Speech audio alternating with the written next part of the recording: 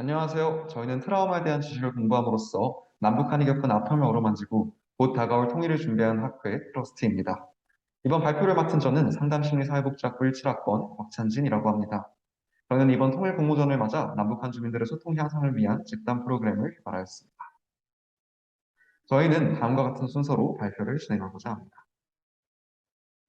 사회복지 프로그램을 개발하려면 항상 이를 통해 해결하려는 문제가 무엇인지 알아야 합니다.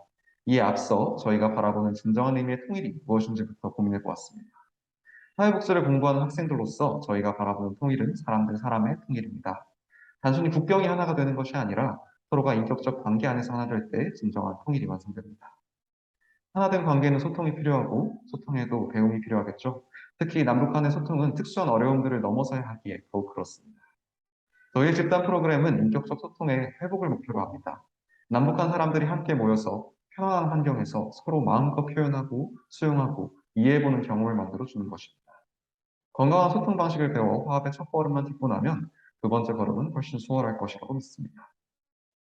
저희는 통일이 되었을 때 남북한 주민 간의 소통에 어떤 문제가 있을지 알아보기 위해 기존의 북한 이탈 주민 적응과 관련된 선행 연구들을 참고하였습니다.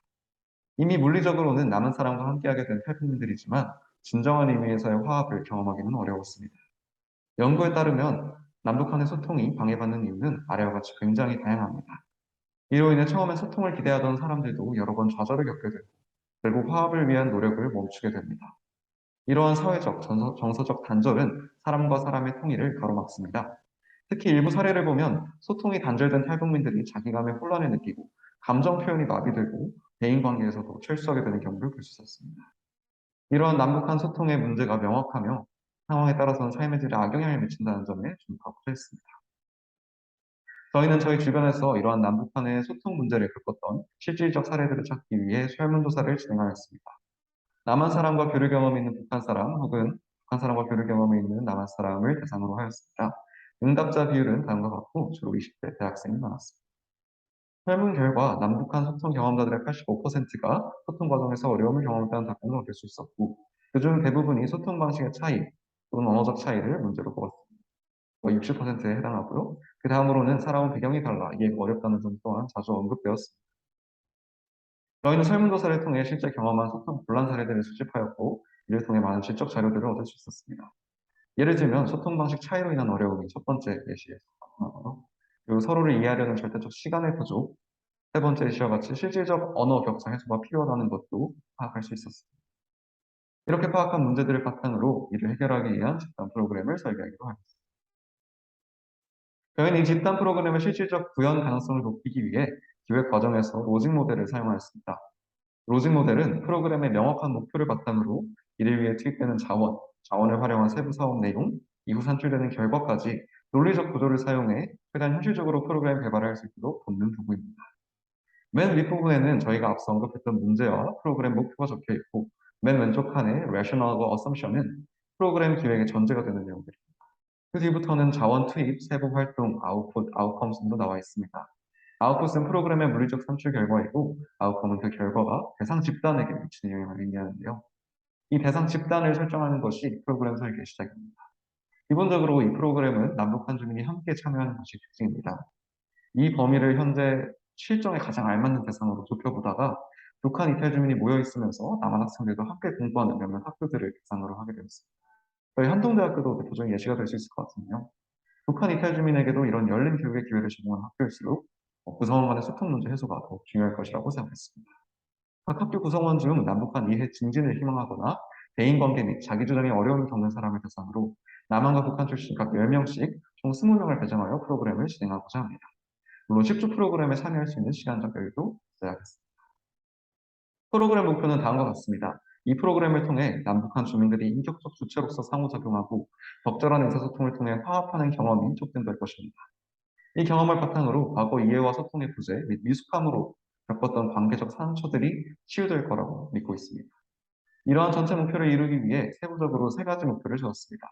먼저 건강한 자기감과 수용적 태도를 형성하여 자기와 타인을 깊게 이해하도록 합니다. 둘째로 건강한 자기주장 연습과 의사소통 방식 교정을 통해 역기능적 의사소통 패턴을 감소시킵니다. 마지막으로 언어 격차 등 실질적 문제를 해소하고 서로에 대해 계속 배워서 소통 장벽을 해소하는 것입니다. 세 가지 목표에 해당하는 집단 회기들이 각각 3회기, 3회기, 2회기 구성되어 있습니다. 저희는 이러한 프로그램을 위해 어떤 자원을 끌어와 사용해야 하는지 먼저 고민했습니다. 인적 자원이 얼마나 필요한데 얼마나 충당 가능한지, 예산, 물적 자원, 시간 얼마나 투자할 수 있는지, 평가 도구는 무엇을 사용할지, 각 시설, 장소는 어떻게 협조를 받을지 정말 많은 것을 고려해야 했습니다.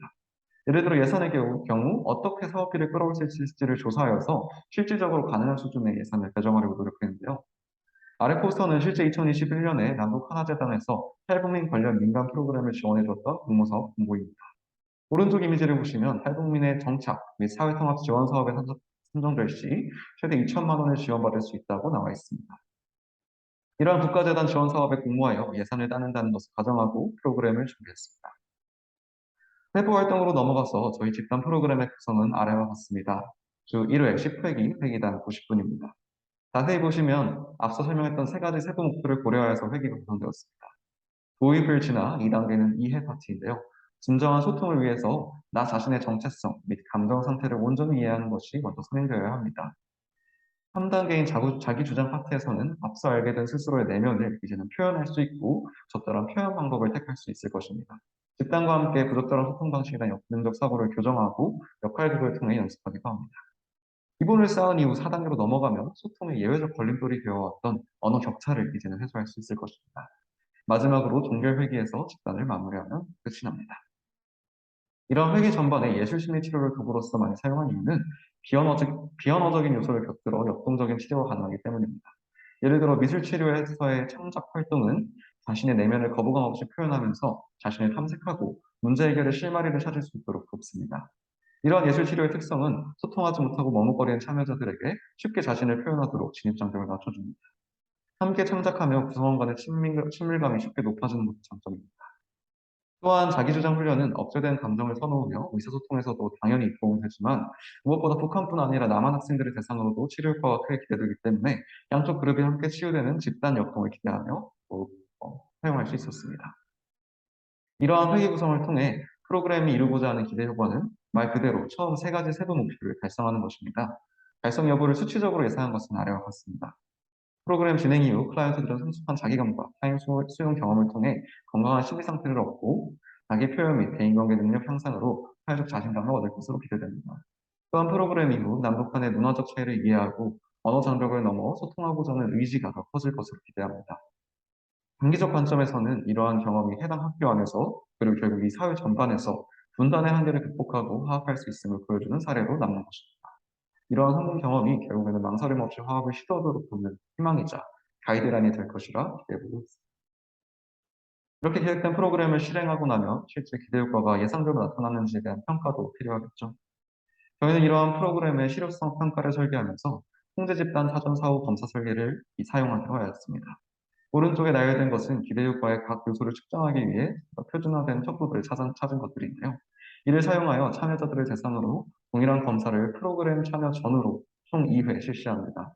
프로그램 효과가 있다면 사전 사후 검사 결과 유의미한 차이가 있을 것이고 증가율이 만약 15%가 넘어간다면 저희 목표를 달성했다고 할 수 있을 것입니다. 단 이때 통제 집단과의 통계적 비교로 실험의 타당도를 확인해야 합니다. 통제 집단 선정에 있어서는 현실적 한계가 있을 것이지만 그래도 최대한 비슷하게 뽑아서 동질성 검사를 진행할 예정입니다.